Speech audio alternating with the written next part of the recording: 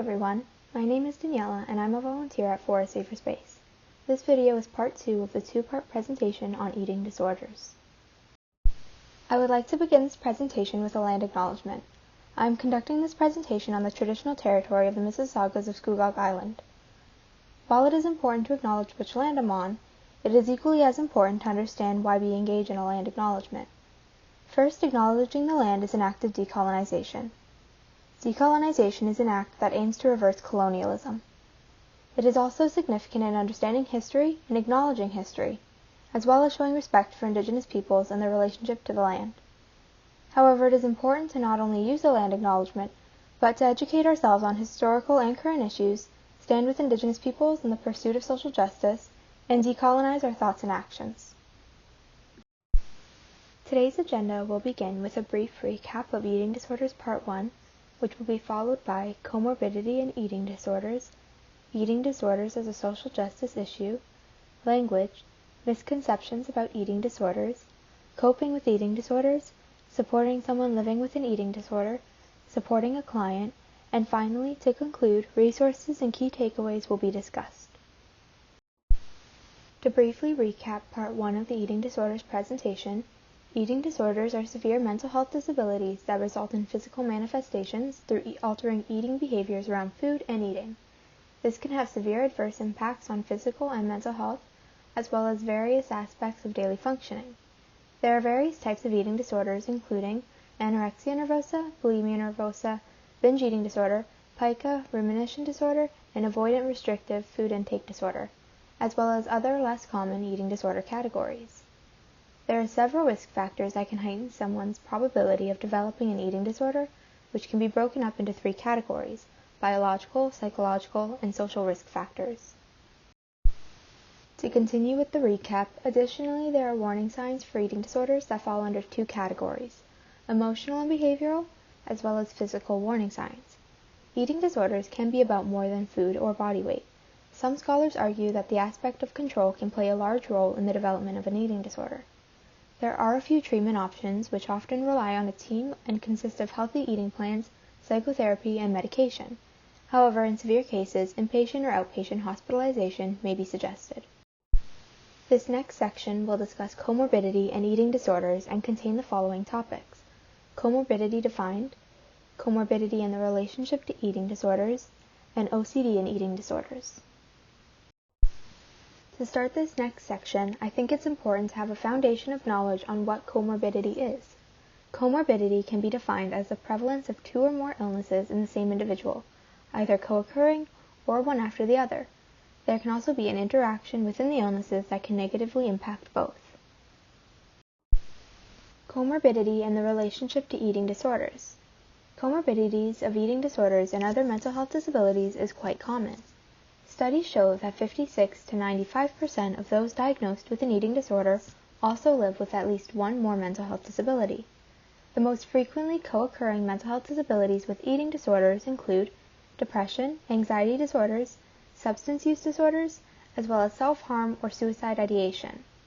It is important that this relationship is better understood, as understanding which mental health disability came first or how they may impact one another can influence both treatment options and how the eating disorder is understood.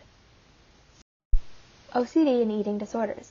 Mentioned in the last slide was the high comorbidity rate of eating disorders and anxiety disorders, and what is commonly found is a distinct relationship between obsessive-compulsive disorder, or OCD, and eating disorders. However, due to the similarities between compulsive rituals or behaviors between the 2 conditions, often the mental health disabilities may get confused. As well, ideals of perfectionism, order, and control play a role in both conditions, cementing this relationship. In fact, about 15% of those diagnosed with an eating disorder are also diagnosed with OCD, and 18% of those with an eating disorder will be diagnosed with OCD in their lifetime. This often means that if an individual seeks support for one condition, it may be best to inquire about the other. This next section will discuss eating disorders as a social justice issue and contain the following topics: social justice defined, how does this benefit the understanding of eating disorders, and examples of using a social justice approach. What is social justice and what does it mean to use a social justice approach? Social justice requires individuals to observe experiences at a systemic level, including political, economic, social, and other systems such as government or institutions. This is done to better understand how to create more equitable access to supports and services for people of different social locations. Social location is a way of understanding that different factors such as race, gender, sexual orientation, economic status, and others have an impact on how people see and experience the world. This connects to the ideas of privilege and oppression. When we look at social location and social justice, we can better see how no person's experiences are the same, meaning that for equitable access to be achieved, some people need different supports and resources. How does this benefit the understanding of eating disorders? Within the discussion of eating disorders, social justice approaches can assist in recognizing why and how people living with eating disorders may be able or not be able to access supports and resources, find themselves seen as needing resources and supports by professionals, whereas other people may not, find supports that are beneficial or may find some that are unhelpful, understand better what recovery might look like for them, and experience differences in experiences around families. As well, a social justice lens can help in acknowledging that stereotypes and stigmas exist, and how different social locations and identity factors may change these perceptions. Finally, it is beneficial in creating and advocating for supports that people of various social locations may need. Examples of using a social justice approach. There are countless examples of how eating disorders can be observed through a social justice lens, as there are so many different, complicated experiences that it can impact various factors. This approach is most commonly seen in the difficulties some may face in having access to resources. For instance, socioeconomic barriers may exist, especially when specialists who work with individuals living with eating disorders are not in their area of residence. Additionally, cultural norms can also impact access to resources or perceptions surrounding an eating disorder. By viewing this example through a social justice lens, it becomes easier to see how different people may have different experiences that impact their ability to access supports as well as assist in advocacy efforts. Now we'll discuss language. There has been discussion over the need to change language around eating disorders, specifically with language that perpetuates negative stereotypes. This is because stigmatizing language can have severe impacts on mental health, access to supports, recovery, and more. As well, due to this language, many might avoid seeking support and can circulate misleading information. For instance, centering person-first language, such as individuals with a binge eating disorder, is preferred, as it does not stigmatize the language, the eating disorder, or the individual. Additionally, words like suffering or struggling can be derogatory and negatively impact the individual. Statements like living with an eating disorder can be more appropriate. Therefore, it is important to be mindful of language, as it can negatively impact individuals living with an eating disorder in a variety of ways. There are various misconceptions surrounding eating disorders, and we will take a couple of minutes to deconstruct them. This is an important step in better understanding the mental health disability and deconstructing the stigma around it, as these misconceptions spread misinformation and can stereotype individuals living with an eating disorder. The first misconception is, eating disorders are a choice, they just need to snap out of it. Eating disorders are not a choice. Often genetic factors can play a large role in the development of eating disorders, and they often co-occur with other mental health disabilities. The next misconception is everyone has an eating disorder nowadays. While disordered eating can be common along with diets, not everyone has an eating disorder. However, this can be harmful as it perpetuates stigmas and can silence individuals living with an eating disorder, making them less likely to seek support. It's not that big of a deal. This is entirely untrue. Eating disorders have the largest mortality rate of any other mental health disability.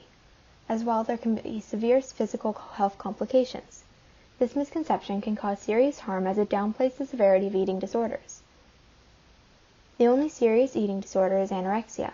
Other eating disorders such as bulimia nervosa or OSFED have similar mortality rates as anorexia nervosa, especially as these can result in electrolyte imbalances or heart attacks. And finally, only women develop eating disorders. This is untrue. People of all genders can develop an eating disorder. In fact, this misconception can be particularly harmful as individuals of other genders may go undiagnosed or may avoid seeking support. Coping with an eating disorder. There are various different coping mechanisms that someone living with an eating disorder may use. However, not all coping methods will work for every individual. What is significant is individuals find something that works for them. The first way to cope is to work towards recovering from unhealthy eating behaviors or thoughts. This can look different for many people, but it can start with thinking about recovery and what it would look like. When hearing harmful comments, let people know why they're harmful. Open up to others about experiences, thoughts, and feelings, or journal about these experiences. Self-care is another coping method that is significant but will look different for everyone. Self-care can include reaching out to trusted individuals, finding support through peers with similar lived experiences, such as through joining a support group, preparing for relapses and having plans in place, as well as creating routines. Finally, significance of self-care is to have self-compassion and show kindness. Supporting someone living with an eating disorder. There are various ways someone can support an individual living with an eating disorder. However, what is key is to see what is needed in terms of support. There are some beginning steps towards support, which can include reminding the individual that you are there for them, remaining patient and judgment-free, and avoid making assumptions.